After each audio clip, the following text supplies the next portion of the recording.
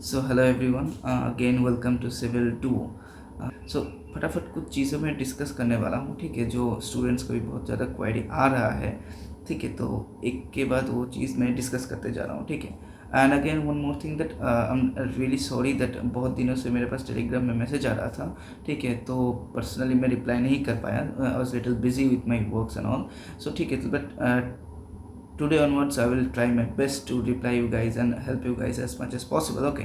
So no need to worry about it. So first of all, एक के बाद एक चीज़ें डिस्कस करते जा रहा हूँ, थोड़ा ध्यान से वीडियो को देखिए, ठीक है। पहला बात तो ये है कि आप लोग को ऑलरेडी पता है कि जून महीने आने वाला है, एग्ज़ाम आने वाला है एसएससी जेई का। मैं particularly talking about SSC JE exam right now, ठीक है, क्योंकि एग्ज़ाम एकदम सामने आ चुका है, ठीक है। सो फर्स्ट ऑफ ऑल अभी बस 20+ डेज ही बाकी है मेनली ऑन एन एवरेज। तो अभी स्ट्रेटेजी क्या होना चाहिए, ठीक है, उस चीज़ को लेके मैं उतना ज़्यादा मतलब नहीं बोलने वाला हूँ। मेनली क्या है कि बहुत कोई ये पूछ रहा है कि sir should I start full length test series right now और नॉट। मेरा सिंपल सा फंडा है कि भाई अभी नहीं तो कभी नहीं, टेस्ट सीरीज़ फुल लेंथ अभी स्टार्ट करो, क्योंकि क्या है कि you have lots of PYQ test series, okay. तो वो सबको यूज़ करो अभी। और एक्चुअल एग्ज़ाम में टेस्ट सीरीज़ मतलब कैसे बोलूँ कि जो PYQ का जो क्वेश्चन है ना, वो तुम्हें रिपीटेड दिखेगा। अगर आपने लास्ट 20-25 साल का, ठीक है, प्रीवियस ईयर क्वेश्चन आपने लगा लेते हैं और अच्छे से दिमाग में रखते हैं कि हाँ मिस्टेक ना होना चाहिए, ठीक है, तो आपको एक्चुअल एग्ज़ाम में नहीं तो अराउंड 10 क्वेश्चन तो आपको कुछ मिल ही जाएगा, जो डायरेक्ट PYQ से आ जाता है, ठीक है। तो टेस्ट सीरीज़ अभी से अभी स्टार्ट कर दीजिए, इसका कोई मतलब और कोई ऑप्शन है ही नहीं आपके पास, ठीक है। पहले बात तो ये है कि अभी स्टार्ट कीजिए और टारगेट ऐसा रखिए कि दिन में at least 1 full length test, part test आप कितना भी दे सकते हैं, उसमें कोई मैं लिमिटेशन नहीं लगा रहा, ठीक है। लेकिन ट्राई कीजिए कि एटलीस्ट एक फुल लेंथ टेस्ट, और full length test actually important है, क्योंकि क्या होता है कि इसमें कोई फ़ायदा नहीं है कि आप एक सब्जेक्ट पढ़े, उसका पार्ट टेस्ट दे दिए पूरा अच्छे से, आपको आउट ऑफ मान लीजिए आउट ऑफ 20 18 मिल गया, आपने सेकंड सब्जेक्ट पढ़ा, पिछले सब्जेक्ट को भूल गया, तो कोई फ़ायदा नहीं है ना। मेन फंडा यही है कि आपको जो 13-14 जितना सब्जेक्ट है सिविल का या फिर कोई भी ब्रांच का, ठीक है, सबको एक साथ पढ़ने के बाद उस चीज़ को एक साथ रख के दिमाग में फिर एग्ज़ाम देना, ठीक है। आप in between the exam within that stipulated time आप अपने दिमाग को कितना स्विच कर सकते हैं from one particular subject to another particular subject, that is important. I think you guys are understanding my point. So अभी से फुल लेंथ टेस्ट दीजिए, जितना हो सके दीजिए, एंड एक छोटा सा एक कॉपी रख लीजिए कि टेस्ट सीरीज देते हुए जो क्वेश्चन नहीं हुआ, अच्छा एनालिसिस भी तो करना ही है। ऐसा ना करें कि एग्ज़ाम दे दिए, बस मार्क्स कितना है, रैंक कितना है, देख लिए, बात ख़त्म। No, not at all. उस चीज़ का कोई फ़ायदा ही नहीं है अगर आप उस चीज़ को अच्छे से एनालाइज नहीं करें, ठीक है। तो analyse it properly, and the thing is कि जो क्वेश्चन आपसे नहीं बना या फिर जो क्वेश्चन आपको थोड़ा ट्रिकी लगा, कुछ नया क्वेश्चन है, तो आप उस चीज़ को एक पेज में या फिर एक कॉपी में नोटबुक में नोट डाउन कर लीजिए, और उस चीज़ को नेक्स्ट एग्ज़ाम से पहले, नेक्स्ट टेस्ट से पहले रिवाइज कीजिए, ठीक है। This are the like normal process every aspirant follow. मैंने खुद ने भी यही चीज़ फॉलो किया था, ठीक है। मेरे पास भी कॉपी है, ठीक है, उसमें मैंने सारे क्वेश्चन जो नहीं बन रहा था या फिर डिफरेंट था या फिर डेटा टाइप क्वेश्चन था, सिंगल लाइनर क्वेश्चन था, कुछ अलग कॉन्सेप्ट था, कुछ समझ में नहीं आ रहा था, लेकिन फिर भी मुझे लगा कि ये इंपॉर्टेंट है, मैंने वो भी लिख लिया, ठीक है। यही सब चीज़ों को आपको बार बार रिवाइज करना है, तब जाके आपका एक स्टैंडर्ड बनेगा। यू अंडरस्टैंड माई पॉइंट, ठीक है। तो इस चीज़ को एकदम इग्नोर ना करें, टेस्ट सीरीज को बहुत ही ज़्यादा सीरियसली ले, ओके फाइन। सो अब नेक्स्ट क्वेश्चन आता है कि सर टेस्ट सीरीज़ कहाँ से लगाए। मार्केट में तो बहुत सारा ऑप्शन है। देखिए, मैं मार्केट में कौन सा अच्छा है बुरा है वो तो डिस्कस नहीं करूँगा यहाँ पर। आपको जो भी एक पसंद है आप ले सकते हैं, ठीक है, बहुत सारा अवेलेबल है, मुझे पता है। लेकिन आप एक स्टैंडर्ड एक रखिए कि PYQ को अप्लाई करने के लिए आप टेक्स्ट बुक यूज़ करें। उसमें क्या है कि टेक्स्ट बुक में आपका वही आपका जो प्रीवियस ईयर जो क्वेश्चन है वो ईयर वाइज आपके पास है, आप उसको एज ए टेस्ट आप अटेम्प्ट कर सकते हैं। इससे आपका टेस्ट सीरीज का भी काम हो रहा है और साथ साथ पीओआई की भी हो रहा है। सो एक साथ दो काम हो रहा है, तो आप उस चीज़ को एक बार रेफ़र कीजिए। मैं ये पर्सनली रिकमेंड करूँगा, मैंने खुद ने भी फॉलो किया था, ठीक है, और इसका अच्छा बेनिफिट आपको मिलेगा, I am pretty sure about it, ठीक है। और अलॉन्ग विद दैट अगर आपके कोई और परचेस कर चुके हैं डेफिनेटली फाइन, अगर करना चाहते हैं तो ठीक है, आपके पास अगर टाइम अवेलेबल है तो you can give as many as possible. आप जितना दोगे एग्ज़ाम टेस्ट आपके लिए उतना बेनिफिशियल होगा एक्चुअल एग्ज़ाम में, ठीक है।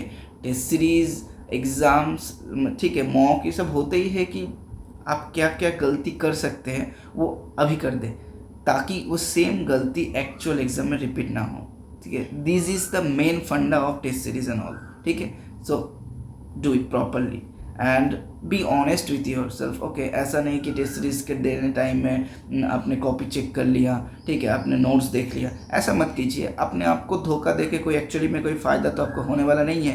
एक्चुअल एग्ज़ाम में वैसा मौका भी नहीं मिलेगा ना। मुझे पता है कि बहुत कोई है कि आपने जो रैंक लिस्ट देखोगे तो वहाँ पर कभी कभी दिखता है कि रैंक 1 इतना बहुत ही कम टाइम में इतना ज़्यादा मार्क्स कैसे ला सकता है, ठीक है। तो ये तो पॉसिबल नहीं है ना, सबको पता है। तो वो सब चीज़ों से अवॉइड करिए, ज़्यादा बेटर होगा, ठीक है। आप एग्ज़ाम के बाद, टेस्ट सीरीज के बाद आप देख लीजिए ना क्या गलती है, क्या मिस्टेक है। एटलीस्ट अपने आप के साथ ऑनेस्ट रहिए, तो जाके आपको बेनिफिट मिलेगा इन फ्यूचर, ठीक है। सो यही है जो बात मेन पॉइंट है, ठीक है। सो अच्छा, बहुत कोई ये बोलता है कि सर जो रैंक जो आ रहा है मेरा बहुत ख़राब आ रहा है, ठीक है, टेस्ट सीरीज़ में लगातार ख़राब रैंक आ रहा है, तो क्या किया जाए।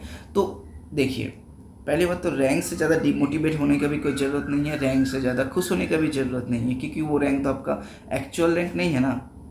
आपको पता नहीं है कि बाकी लोग कैसे एग्ज़ाम दिया है। हाँ, बट द थिंग इज़, अगर आपका मार्क्स आप एनालिसिस कीजिए, I think right now you are capable enough to judge that paper is tough or easy. अगर टफ पेपर है, तो अगर मार्क्स आपका कम आ रहा है then डेफिनेटली फाइन है ना, आपको वहाँ से बहुत कुछ सीखने को मिलेगा। लेकिन अगर आपको पता चल रहा है टेस्ट देते टाइम कि पेपर इजी है, फिर भी आपको मार्क्स नहीं मिल रहा, there is a problem. Identify that problem and work on it. Okay, so this will be the process, ठीक है। रैंक, मार्क्स, ये सब इट्स ओके, ठीक है। अगर पेपर बहुत टफ है, आपको कम मार्क्स भी मिल रहा है, ठीक है, तो वो मार्क्स इट्स जस्टिफाइड, ओके ना, ठीक है। आप वहाँ से बहुत कुछ सीख सकते हैं। आपका जो कॉपी है उसमें बहुत सारा क्वेश्चन ऐसा आएगा उस पर्टिकुलर टेस्ट से जो आपको नेक्स्ट टाइम बहुत ज़्यादा हेल्प करेगा, ठीक है। तो ये चीज़ आप ध्यान रखिए, मार्क्स एंड रैंक से, मतलब मेनली रैंक से ज़्यादा मोटिवेटेड और ज़्यादा खुश नहीं होना है, ठीक है। B neutral in the examination, also be neutral, ठीक है। here I want to share one of my experience. Actually क्या होता है कि मैं इस चीज़ को पर्सनली एक्सपीरियंस किया हूँ। मेरा इंजीनियरिंग सर्विस का जब एग्ज़ाम था तो टेक्निकल पेपर में मेरा क्या हुआ था कि शुरू से तो बन रहा है, बहुत अच्छे से बन रहा है, ठीक है। तो मुझे बहुत ठीक ठाक लगा, ठीक है, कि मतलब ईजिली तो बन ही रहा है। 2 घंटा 10 मिनट के अंदर शायद मेरा लगभग 150 क्वेश्चन में देख चुका था ऑलरेडी, ठीक है। तो मुझे लगा कि मेरे पास अभी बहुत टाइम है, मुझे जस्ट बबलिंग करना है, और उसके बाद जो क्वेश्चन नहीं बना है या फिर थोड़ा लेंदी था, सब कुछ ट्राई करेंगे। तो मैं बहुत ज़्यादा खुश हो गया था एग्ज़ाम के बीच में, ठीक है। तो जो मुझे नहीं होना चाहिए था, मुझे अभी भी उस चीज़ का रिग्रेट होता है कभी कभी, ठीक है। तो अगर अब इसके लिए क्या हुआ, मेरा बबलिंग का जो स्पीड है वो घट गया, ठीक है। तो बबलिंग करने में मुझे बहुत ज़्यादा टाइम लग गया, इसके वजह से मेरा 2-4 क्वेश्चन जो और बन सकता था वो मेरा छूट गया। अब you know that importance of one single question in any competitive exam. एक मार्क्स के लिए यार लोगों का सिलेक्शन नहीं होता, ठीक है। सो इस चीज़ को बहुत सीरियसली ले कि हमेशा एग्ज़ाम में न्यूट्रल रहें, उस चीज़ का प्रैक्टिस अभी से करें। टेस्ट सीरीज़ में भी try to be neutral, result कुछ भी हो, आपने अफोर्ड अपना 100% दिया है ना। If you are honest with your preparation, if you are honest with your self, then you will be satisfied with whatever marks you are getting, ठीक है। क्योंकि आपको पता है आपने जितना किया है उस हिसाब से आपको जितना मिला है वो ठीक है, ओके। तो इस चीज़ को थोड़ा दिमाग में रखिए नेक्स्ट टाइम ऑनवर्ड, ठीक है। तो ये गलती, मैंने जो गलती किया उस गलती को आप लोग रिपीट मत कीजिए, ठीक है। यही होता है कि लर्निंग फ्रॉम अदर्स, ठीक है। अच्छा, एक और चीज़ मैं बोल रहा हूँ कि बहुत कोई repeatedly same type of question Telegram में मुझे पूछ रहा है या फिर ग्रुप में भी पूछ रहा है, ठीक है। तो मैं एक चीज़ रिकमेंड करूँगा कि ये यूट्यूब में है, यहीं पर हम लोगों ने एक प्लेलिस्ट बना के रखे हैं dedicated to SSC JE. Just go through that playlist, you will find जी आपका जो भी क्वेरी है वहाँ पर कुछ ना कुछ वीडियो आपके लिए अवेलेबल है, ठीक है। सो लास्ट ईयर से हम लोग ये सब बना रहे हैं, तो आप लोग को कुछ भी कोई क्वेरी है रिगार्डिंग GS प्रिपरेशन, ठीक है, रिगार्डिंग एप्टीट्यूड, रिगार्डिंग टेक्निकल, ठीक है, कुछ भी का डाउट है तो आप वहाँ पर एक बार देखिए, जस्ट एक बार गो थ्रू कर लीजिए, ठीक है, आपको शायद हेल्प मिल जाएगा। और अगर कुछ अलग टाइप का कुछ आपको मतलब जानकारी चाहिए या फिर कुछ इन्फॉर्मेशन चाहिए तो आप डेफिनेटली कमेंट बॉक्स में भी लिख सकते हैं, और डेफिनेटली मैं लिंक तो दे ही रहा हूँ यहाँ पर। आप टेलीग्राम ग्रुप में भी जुड़ सकते हैं हम लोग के साथ, वहाँ पर आप लोग अपना जो कंसर्न है वो राइज कर सकते हैं, ठीक है। तो ये चीज़ ध्यान रखिएगा, प्लेलिस्ट है वहाँ पर आप लोग एक बार देख लीजिए, जस्ट गो थ्रू वंस, ठीक है, कि क्या क्या है पढ़ा है वहाँ पर। अगर कुछ ठीक लगे, आपका काम का कुछ लगे तो आप देख लीजिए एक बार, that's it, nothing more important, okay.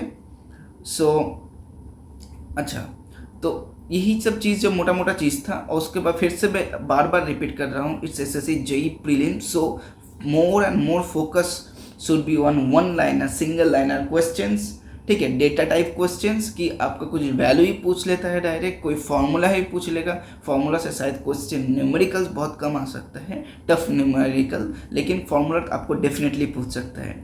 ऐसा नहीं कि आपने एक फॉर्मूला देखा कि ये फॉर्मूला तो बहुत टफ है, इससे न्यूमेरिकल तो एक्चुअल एग्जाम में विदाउट कैलकुलेटर बन ही नहीं सकता, तो मैं इस चीज़ को नहीं रटूंगा ना। एक्चुअल एग्जाम में आपको देख ली वो फॉर्मूला ही दे दिया, चूज़ करने बिटवीन 4 आपको एक चूज़ करना है, तब तो आप नहीं कर सकते। एंड वहाँ पर क्या होता है कि जो क्वेश्चन में जो 4 ऑप्शन रहेगा ना बहुत सिमिलर रहेगा, सो आपको पता भी नहीं चलेगा कि कौन सा है, ठीक है। सो इस चीज़ से बचे, थोड़ा फॉर्मूलाज वगैरह देख लीजिए, क्योंकि ये वन टाइम इन्वेस्टमेंट नहीं है, मतलब आप बार बार, आप ऐसा तो नहीं है कि आप बस SSC जेई का एग्ज़ाम दे रहे हैं ना, आप और भी एग्ज़ाम देंगे तो उसमें हर एक एग्ज़ाम में आपको काम में आएगा, ठीक है। प्रिपरेशन ऑलवेज होलिस्टिकली, ये मैं बार बार फ्रॉम द डे 1 में आप लोगों को बता रहा हूँ कि कोई पर्टिकुलर एग्ज़ाम के लिए प्रिपेयर मत कीजिए, ठीक है। हाँ, डेफिनेटली 10-15 दिन पहले आप, 20 दिन पहले आप पर्टिकुलर एग्ज़ाम को डेडिकेट कर सकते हैं, लेकिन not for the whole year, ठीक है। So this is all about it. Anything else अगर आपको कुछ और जानना है, मैंने आज मेनली टेस्ट सीरीज पे ही फोकस किया क्योंकि बहुत ज़्यादा क्वेश्चन आ रहे थे इस पर्टिकुलर चीज़ को लेके, सो आज इसी चीज़ को मैंने कवर अप करने का कोशिश किया। Hope you guys like that, ठीक है। तो मैं आगे देखता हूँ, आपके अगर कोई और क्वेरी है तो आप डेफिनेटली कमेंट सेक्शन में लिखिए या फिर ग्रुप में भी लिखिए, ठीक है।